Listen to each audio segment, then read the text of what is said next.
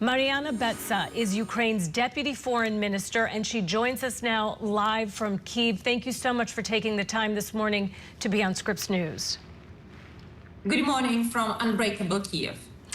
So first of all, I just have to ask you, since yesterday was such an historic day, what was your reaction to yesterday's meeting here at the White House, and what has been the reaction around Ukraine?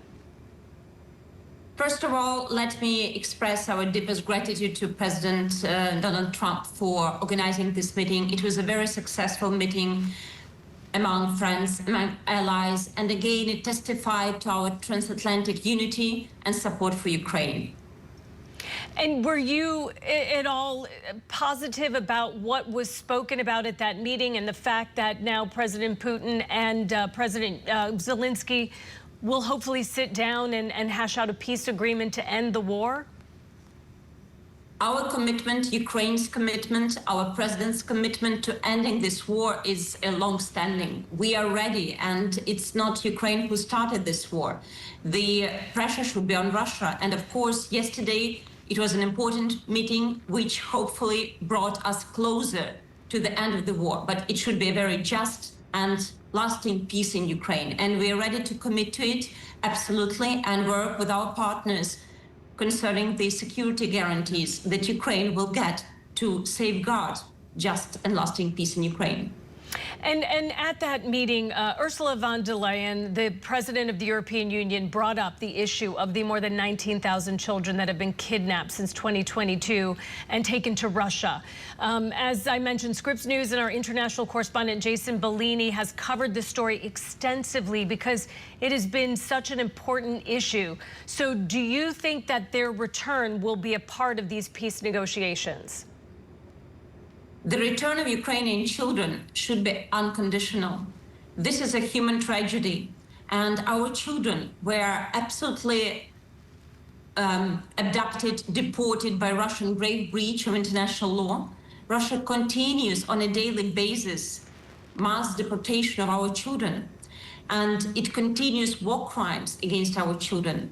And they are just vulnerable, the most vulnerable group of our people. Definitely, Ukrainian children, as any child in the world, should not be separated from a parent or the family.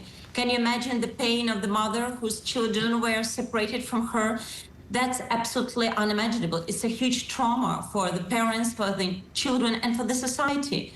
And indeed, Russia deported so far at least 20,000 Ukrainian children, abducted and deported. And it is one of the worst war crimes that Russia keeps on committing on a daily basis. We need to return each and every child back home. Ukraine has support of international partners. There is an international coalition for the return of Ukrainian children, led by Ukraine and Canada. There is also a number of mediators supporting Ukraine in this, and of course, an initiative of the President of Ukraine, Bring Kids Back to Ukraine, is an important platform that helps us coordinate international efforts in returning each and every child back home. And I would imagine, you know, I mean, obviously Russia is a very large country, but there are reports that Ukraine was able to hack into Russian adoption databases and identify Ukrainian children, because it would be very difficult, I would imagine, to find where they have gone. So have you heard from the parents of any of these children? Have you spoken to them about hopes of identifying where they are?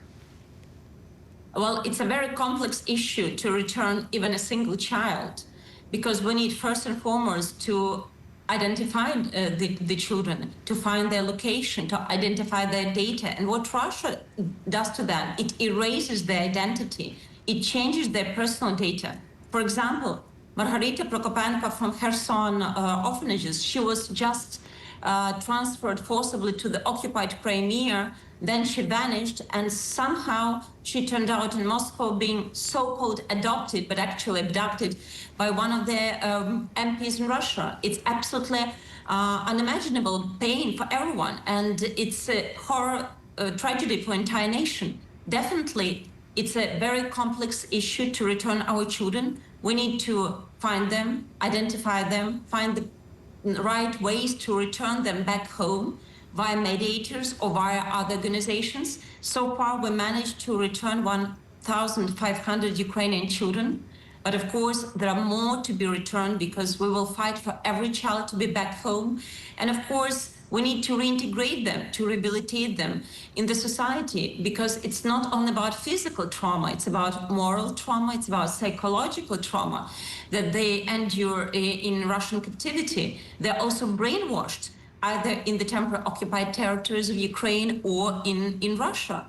And definitely these children absolutely are without any protection. So for us, it's important that Russia first and foremost returns each and every child unconditionally. They cannot be a bargaining chip of any negotiations.